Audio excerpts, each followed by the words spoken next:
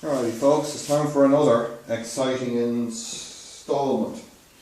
Now, when we last left the adapter plate saga, we're pretty much finding the centre of that plate in relation to the input shaft of the gearbox.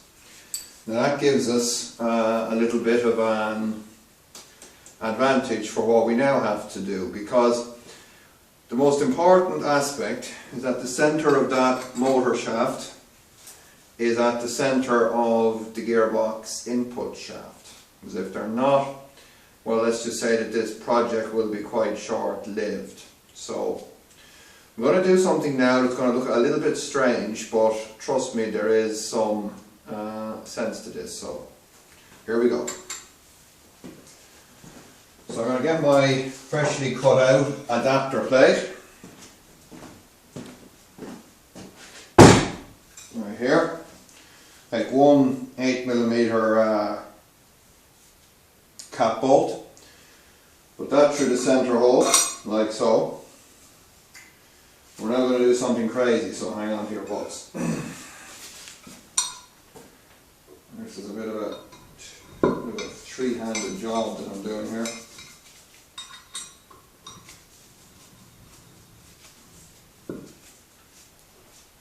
Now, it might look to any sane person like I was trying to invent the wheel and failed, but there is some sense to this, and that is that we now have the adapter plate bolted onto the motor using the centre hole. So now, theoretically at least, we have the adapter plate centre hole, which we know is in line with the gearbox input shaft, bolted onto the motor output shaft, so the whole shooting match would be in line if I just bolted that straight up to the bell housing. Now, but we want to spin the torque converter, not the entire gearbox, so this is where the next part of the plan comes in. So I'm going to change angles and hopefully get a better view of what I'm trying to do here. So now, I have done this before, as the more astute viewers will probably notice. Now, you're going to notice that inside here on the back of the plate there's a scribed circle. I'm going to try and show you how I actually achieved that. So for some more camera angle work, get a bit of a top view on it. Now, there's holes all the way along the periphery of the motor drive end, and they are 11mm holes. So we take an 11mm transfer punch, such as this baby. We'll bring it through that hole with great difficulty. And that, when we contact the plate, is going to score a line when I rotate the plate. And there we go, it's actually hit the first hole that I had actually punched, so that's good. So I'm going to back it out and just let it rotate along that line to find that as it just scores around like this. Just found the next one.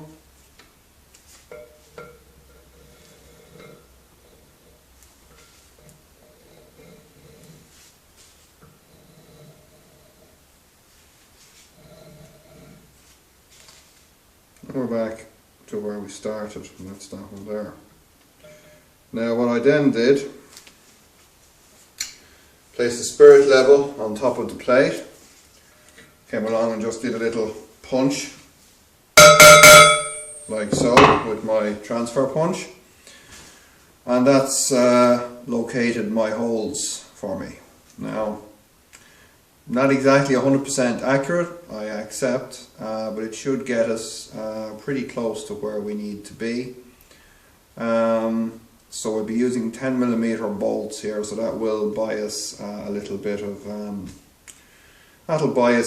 of playroom to get everything perfectly lined up when it comes to it. So that's kind of where we're at on the adapter plate. So we'll go ahead and do a bit more and come back soon. Ladies and gentlemen, should this all go terribly wrong, I want the world to know that I gave my life in the service of the cause of the electrification of private transport. So hang on to your butts.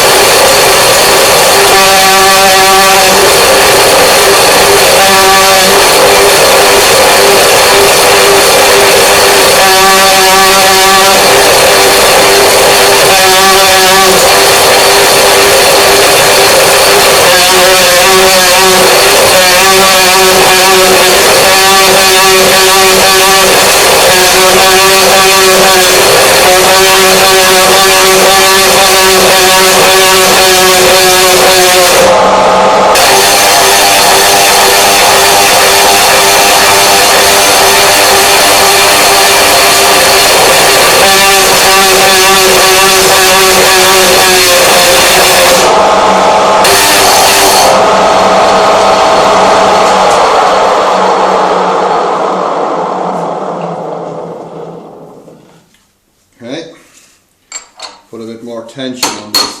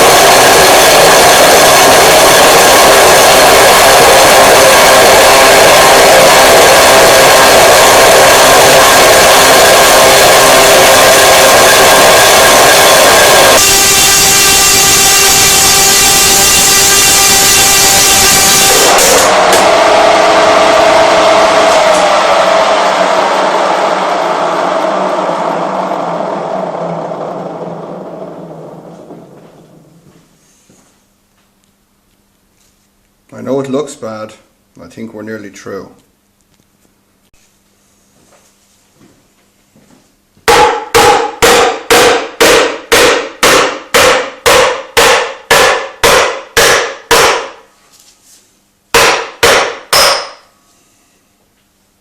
Well, that was a tour de force. I've had a pair of very good quality ear defenders on, and it was just about all I could do to keep feeding the quill down through it. So we've sheared off 2 chucks and 1 hole saw arbor, but the results are in, and we have ourselves a centre hole. So you guys chill out. I'm going to try and get the vibration out of my skull and clean this thing up, and we'll see how it's going to fit.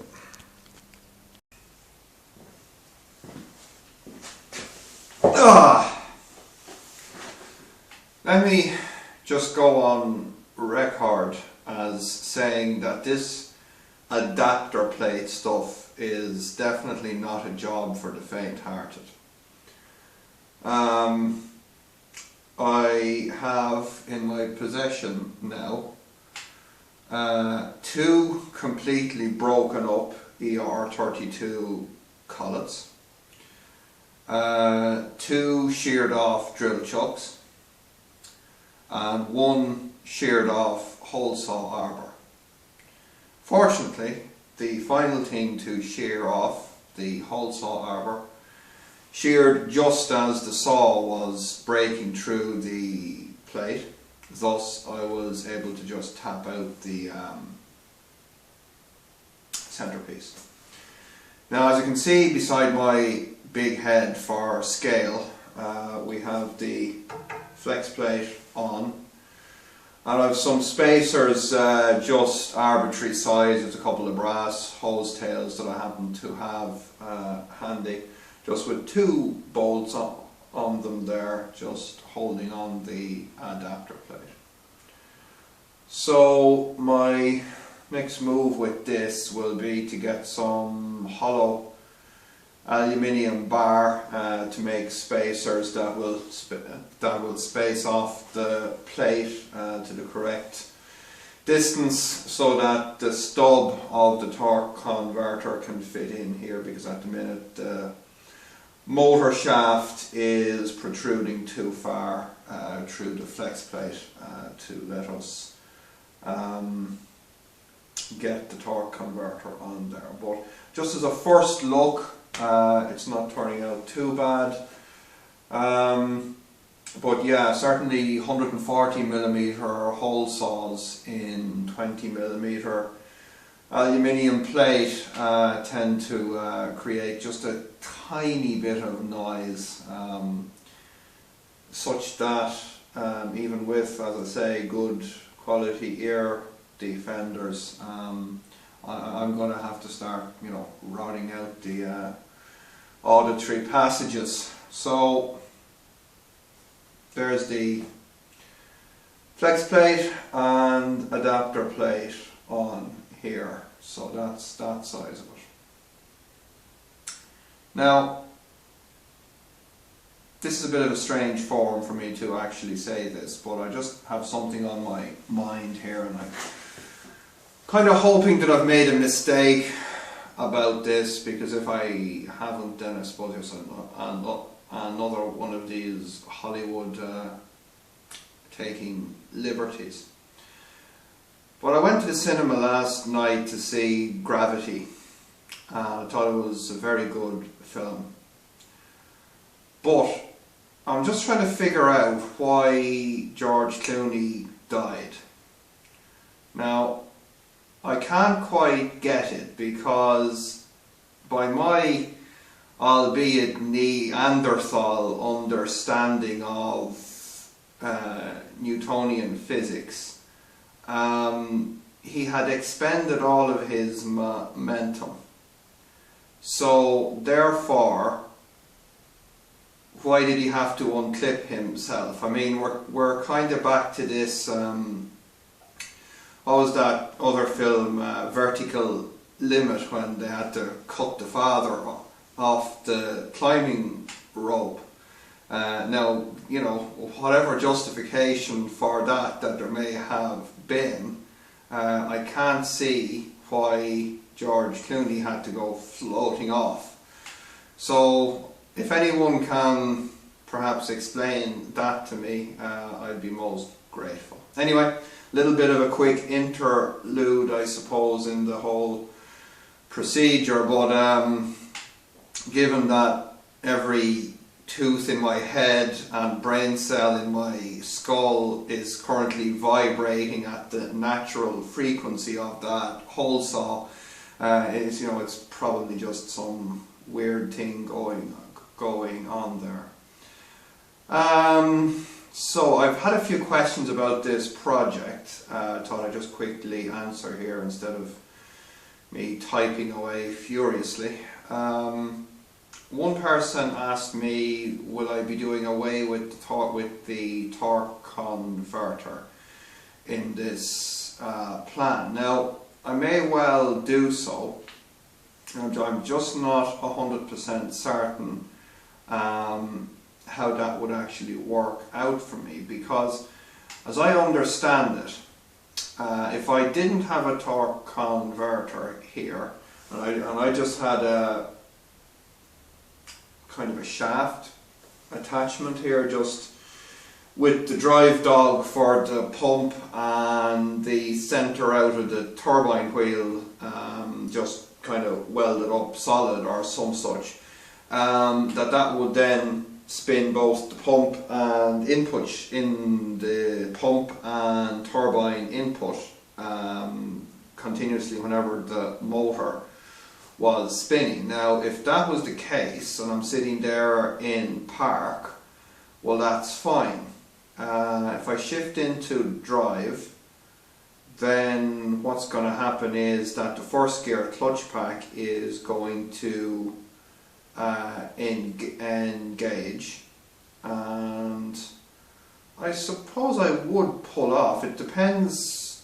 I suppose if I modulated the line pressure upwards, then the clutch would kind of gradually engage, but it might end up putting a bit of strain on it. So I'm not quite certain how a converterless EV automatic might work out, but it's definitely something that we can try. For the minute, just to get me moving, I'm sticking with the traditional setup. So that's where we are on the mechanical side of things. I have a little enclosure made up for the controller, so I'm going to do a bit on that now, hopefully fairly soon. Oh, and if anyone can advise me on a proper way to mount a hole saw in a milling machine, that would be greatly appreciated. And also if you could clear up that gravity thing for me, that would be great also. Okay, then I suppose I'll round out today's session. I'll grab one of those crappy car batteries there and we'll see if we can spin this thing. Alright, so we'll do it all in one take just to ensure there's been no CGI going on here. But yeah, kind of still can't figure that film out, but like I said, probably just me being a muppet. God, I hate lead acid batteries. Okay, unfortunately I suppose in this case it's just kind of handy for spinning operations. Right, let me see, I'm going to need cables. Oh, cables have been trapped under the aluminium plates. So I've got more aluminium plates here than I've ever had, and I suppose I've got more projects than I've ever had as well. I've still got the land yacht to figure out. That's got battery heating componentry on the way from that, and much to my disappointment, I was in touch with Anna Kloppenberg there during the week, and he tells me that the EVTV Blow Me kit is no longer available because the guy that was manufacturing the XS Turbos blowers has gone out of business. So I'm going to have to come up with some other way to cool the 13-inch torque monster that currently propels Landis Yachtius around the place. So let me see. Also, I should probably do another video on the land yacht just specifically, but I've been sorting out tax and insurance and all that kind of thing. So if anyone wants to know about that boring stuff, then let me know.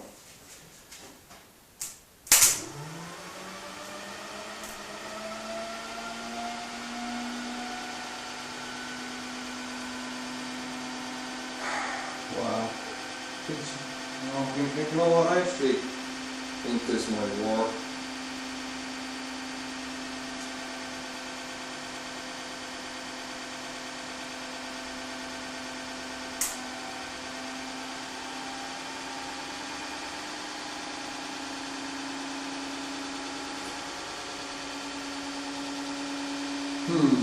Sorry for giving you a view of the back of my skull there. I haven't even tightened the taper lock on that, so it's just kind of spinning away merrily there.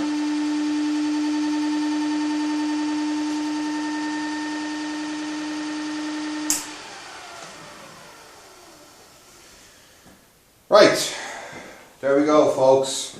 So that's the sum total of the plan so far, and our next video on the mechanical side I think will probably be where we end up bolting this whole shooting match together, putting fluid in the box and seeing what the hell happens. It'll either shake itself apart or it'll start spinning, so stay with us.